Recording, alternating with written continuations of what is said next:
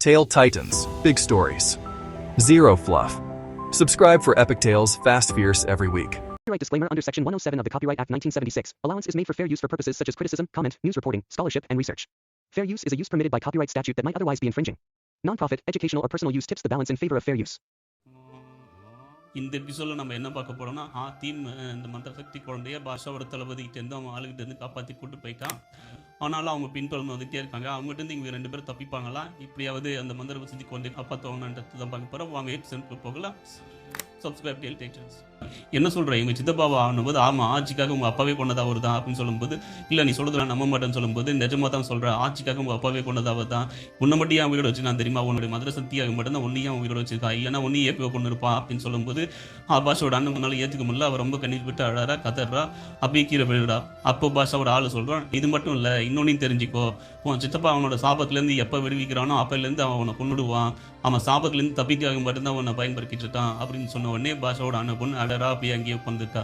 இந்த பக்கம் பாஷாவோட ஆளுங்கெல்லாம் தேடிட்டு வந்து பாஷாவோட தளபதிக்கிட்ட சொல்கிறாங்க, இந்த பக்கம் ஒரு இடத்துல கொஞ்சம் பேர் இருக்கிறத நாங்கள் பார்த்தோம் அப்படின்னு சொல்லிட்டு இருக்காங்க.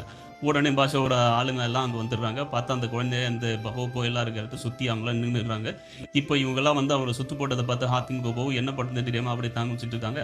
அப்போ பாஷாவோட ஆள் வந்து சொல்கிறான், எப்படி உங்களை கண்டுபிடிச்சேன் பார்த்தியா அப்படின்னு சொல்லிட்டு எல்லாரையும் பார்த்து பேசிட்டு இருக்கான். அங்கே பார்த்தா நம்ம பாஷாவோட அண்ணன் பொண்ணு வந்து அங்கே இருக்கிற எல்லாரும் மேலேயும் அம்பு விட்டு கொண்டுட்டு இருக்கா. உடனே என்ன பண்ணுறது தெரியாமல் அவங்க எல்லாம் தப்பிச்சு போயிடுறாங்க. இப்போ பாஷாவோட அண்ணன் பொண்ணு சொல்கிறா, சீக்கிரம் என் கூட வாங்க, நம்ம எல்லாம் தப்பிச்சு போயிடலாம், சொல்கிறது கேளுங்க என் கூட வாங்க அப்படின்னு சொல்லும்போது, அப்போ ஹாத்திம் சொல்கிறான், அவனை நம்பலாமா, எப்படி நான் அவனை நம்புறது அப்படின்னு சொல்லும்போது, ஓப்பவும் கேட்குறேன், ஆமாம் ஹாத்திம் அவனை நம்பாதன்னு சொல்லும்போது, அப்போ பாஷாவோட அனுமதி சொல்கிறா, இதெல்லாம் பேச நேரம் இல்லை, வாங்க போகலான்னு சொல்லி எல்லாரும் ஒரு புதுசாக ஏற்றிட்டு அங்கே இருந்து எல்லாரும் காப்பாற்றி கூட்டு போயிட்டு இருக்கா. இந்த பக்கம் அவங்கள தொத்திட்டு வந்த வீரர்கள் அவங்க பின்னாடியே தான் வந்துட்டு இருக்காங்க. அப்போ ஹாத்திம் குதிரோண்டில் இருந்த மாதிரியே பின்னாடி திரும்பி அம்பை போயிட்டு ஒவ்வொரு ஆளாக பண்ணிட்டு இருக்கான். அந்த சேசிங் சீன் பார்க்கவே ரொம்ப அழகாக இருந்துச்சு.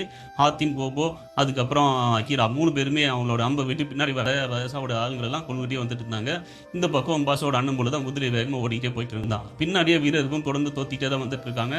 இப்படியே ரொம்ப நேரமாக இது போய்கிட்டே தான் இருக்குது. ஒரு கட்டத்தில் இவங்களை பிடிக்க முடியாதுன்னு தெரிஞ்ச வீரர்கள் அங்கேயே நின்றுட்டாங்க. இந்த பக்கம் அவங்க எல்லாரும் தப்பிச்சு தன்னோட இடத்துக்கு போயிடுறாங்க.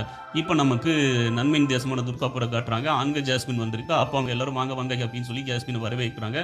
அப்போ அங்கே இருக்கிற சுனினா சொல்கிறா, உங்களை பார்த்ததில் ரொம்ப சந்தோஷம் அப்படின்னு சொல்லும்போது, அப்போ ஜாஸ்மின் வந்து சூராஜை பார்த்து எப்படி இதுக்கு நிலைமை சீக்கிரம் சரியாகிடும் அப்படின்னு சொல்லும்போது, இங்கே சுனினா சொல்கிறா, வாங்க உங்களை பார்த்ததே எனக்கு ரொம்ப கஷ்டமாக இருக்குது அப்படின்னு சொல்லும்போது, ஏன் என்னாச்சுன்னு கேட்கும்போது, இல்லை உங்கள் கல்யாண நேரம் அதுமா உங்களை வந்து இப்படி நான் பார்க்குறது ரொம்ப கஷ்டமாக இருக்குது, என்னால் தானே இதெல்லாம் நடக்குது, என் தம்பியும் கல்லாயிட்டான், இப்போ ஹாத்திமும் உங்கள் கூட இல்லை, இதுக்கெல்லாம் காரணம் நான் தானே, எனக்கு ரொம்ப கஷ்டமாக இருக்குது, இப்போ உங்கள் எல்லாரையும் கஷ்டப்படுத்துட்டு நான் இருக்கிறதுக்கு பேசாமல் நான் என்ன தியாகம் பண்ணி அந்த தஜாரோட போய் சேர்ந்துட்டு அதெல்லாம் சரியாயிடல அப்படின்னு சொல்லும்போது, அப்போ ஜாஸ்மின் சொல்கிறா, நீ என்ன பண்ணுறேன்னு தெரிஞ்சு தான் பேசுறியா, நீ பேசுறது என்னன்னு உனக்கு புரியுதா, ஏன் இப்படிலாம் பேசுகிற, அதான் நாங்களாம் இருக்கோம்ல, நாங்கள் உன்னை பார்த்துப்போம் அப்படின்னு சொல்லும்போது, இல்லை நான் போய் தஜாலே கல்யாணம் பண்ணிக்கிறேன், நான் கிளம்புறேன் அப்படின்னு சொல்லும்போது, அப்போ ஜாஸ்மின் சொல்கிறா, நில் எங்கே போகிற, இப்படி போனீங்கன்னா அப்போ ஹாத்திம் பண்ண தியாகத்துக்குலாம் என்ன மதிப்பு இருக்குது, உங்களோட தானே அங்கே போய் அவர் கஷ்டப்படுறாரு, ஏன் இப்படி பண்ணுறீங்க, ஹாத்திம் வர நம்பிக்கை வைங்க, அவர் கண்டிப்பாக ஜெயிச்சுக்குவார், ஏன்னா ஒரு நல்ல சக்தி, தீய சக்தி அன்றைக்கும் ஜெயிக்கக்கூடாது, நாங்கள்லாம் இருக்கோம்ல, நீ எதுக்காகவும் பயப்படாத, ஹாத்திம் இருக்காரு, கண்டிப்பாக ஹாத்திம் இதுக்கு ஒரு முடிவு கட்டுவார் அப்படின்னு ஜாஸ்மின் வந்து எல்லாத்தையும் சொல்லி நான் சொல்லிட்டு இருக்கா. ஜாஸ்மின் பேசுறத கேட்க சொன்னாவுக்கு கொஞ்சமாக மனசு ஆறுதல் ஆகுது. ஜாஸ்மின் சொல்கிறதுல உண்மைதான் அப்படின்றத யோசிச்சு பார்த்து சொன்னேன்னா கொஞ்சமாக ஆறுதல் அடைகிறா. உடனே ஜாஸ்மினை கட்டி பிடிச்சிக்கிட்டு, இங்கே இருக்கும்போது எனக்கு என்ன கவலை, நான் உங்களை நம்புறேன் அப்படின்னு சொல்கிறேன். இந்த பக்கம் நமக்கு பாஷாவோட கோட்டையை கேட்டாங்க. அப்போ அங்கே அந்த பாஷா எப்படி நடந்துச்சு, இது எப்படி நடந்துச்சு, இது சாத்தியமே இல்லை, எப்படி அவங்களும் தப்பிச்சாங்க, இங்கே இருந்தவங்களும் தப்பிச்சுட்டாங்க, அந்த குழந்தையும் காணான்னு சொல்கிறீங்க அப்படின்னு சொல்லிட்டு கடும் கோபத்தில் அங்கே கத்திட்டு இருக்கா. அப்போ அங்கே அந்த ஒரு வீரன் சொல்கிறான், உங்கள் அண்ணன் பொண்ணு தான் அவங்களை தப்பிக்க வச்சாங்க அப்படின்ற எல்லா உண்மையும் அங்கே சொல்லிட்டு இருக்கும்போது, கூட இருந்தே அவள் துரோகம் பண்ணிட்டாளா, இதுக்கு மேலே அவளையும் வச்சு வைக்கக்கூடாது, அவளையும் கொண்டு வரணும் அப்படின்னு சொல்கிறான். அப்போ அந்த மதகுரு சொல்கிறான், இல்லை அவரோட சக்தி நமக்கு வேணும்னு சொல்லும்போது, தேவையில்லை, இதுக்கப்புறம் யாரோட சக்தி எனக்கு தேவையில்லை, அந்த குழந்தையை கொண்டு எல்லா சக்தியும் நானே எடுத்துப்பேன் அப்படின்னு சொல்கிறான். அப்படியே நமக்கு ஹாத்திம் கோபோ அக்கீரா அந்த எல்லாரும் எடுத்து காட்டாங்க. அவங்க எல்லாரும் பாஷாவோட அண்ணன் பொண்ணை பார்த்து கேட்காங்க, நீ இருக்கு எனக்கு உதவி செய்ய, நீட்டில் ஏதாவது உள்நோக்கம் இருக்கா, உண்மை சொல்லு அப்படின்னு சொல்லும்போது, அப்போ பாஷாவோட அண்ணன் பொண்ணு சொல்றா, எங்கள் அப்பாவை கொண்டதே அவன் தான், இந்த விஷயம் எனக்கு இப்போ தான் தெரியும், இந்த சாபத்துலேருந்து அவன் விடுபட்டது என்னைக்கு கொண்டுடுவான் அப்படின்னு சொல்லும்போது, அப்போ ஹாத்திம் சொல்கிறா, நீ சொல்கிறது உண்மைதானா, அப்படின்னா நீ கவலைப்படாத, அவளுக்கு நாங்கள் ஹெல்ப் இருக்கோம், நாங்கள் கண்டிப்பாக ஒன்றையும் சேர்த்து காப்பாற்றுவோம் அப்படின்னு சொல்லும்போது, அப்போ ஹாத்திம் கோபோ எல்லாருமே அவளையும் ஏற்றுக்கிறாங்க. அப்போ பாஷாவோட அண்ணன் பொண்ணு சொல்கிறா, நீங்கள் என்ன சேர்த்துட்டதில் ரொம்ப மகிழ்ச்சி அப்படின்ற மாதிரி சொல்கிறா. சரி வாங்க எப்படியாவது முதல்ல இந்த குழந்தை நம்ம காப்பாற்றுவோம், ஒரு ரகசியமான இடத்த தேடி போவோம் அப்படின்னு சொல்லும்போது, எல்லாரும் அங்கே எந்த ஒரு ரகசியமான இடத்த தேடி போயிட்டு இருக்காங்க. அப்போ போகிற வழியில் பாஷாவோட அண்ணனோட முதல் கே வந்துடுச்சு. இதை பாஷாவோட தளபதி பார்த்துறான், ஓ இது நம்ம பாஷாவோட அண்ணன் பொண்ணோட முதல் இருந்தானே, அப்போனா அவங்க இந்த வழி தான் போயிருக்காங்களா அப்படின்னு சொல்லிட்டு அதை நோக்கி எல்லாரும் போயிட்டு இருக்காங்க. இந்த பக்கம் நமக்கு ஹாத்திம் கோபோ அப்புறம் பாஷாவோட அண்ணன் பொண்ணு எல்லாரையும் காட்டுறாங்க. அவங்க எல்லாரும் பணி நிறைந்த ஒரு தேசத்தை இருந்துக்கிட்டு இதில் எந்த வழியாக போகிறது அப்படின்னு வச்சுட்டு இருக்காங்க. அப்போ அக்கீரா சொல்கிறான், இது சரியான பாதை நம்ம தேர்ந்தெடுக்காமல் தவறான பாதையில் போனோம்னா அதோட முடிவு வந்து மரணம் தான் அப்படின்னு சொல்லும்போது உடனே பாஷாவோட அண்ணன் பொண்ணு சொல்கிறா, என்னால் பார்த்து சொல்ல முடியும், நான் பார்த்து சொல்கிறேன் அப்படின்னு சொல்லிட்டு இதில் எந்த வழியாக போகணும்னு சொல்லி தன்னோட மந்திர சக்தியால் பார்க்குறா. அப்போ நம்ம இந்த வழியாக போனால் நமக்கு நெருப்பு இருக்கிறது தான் அடுத்தது வரும் அப்படின்னு சொல்லும்போது என்ன சொல்கிறேன், இன்னொரு வாட்டி தெளிவாக பாருன்னு சொல்லும்போது இல்லை எனக்கு நெருப்பு தான் தெரியுது, எத்தனை முறை பார்த்தாலும் அடுத்து நெருப்பு தான் வரும் அப்படின்னு சொல்லிட்டு இருக்கா.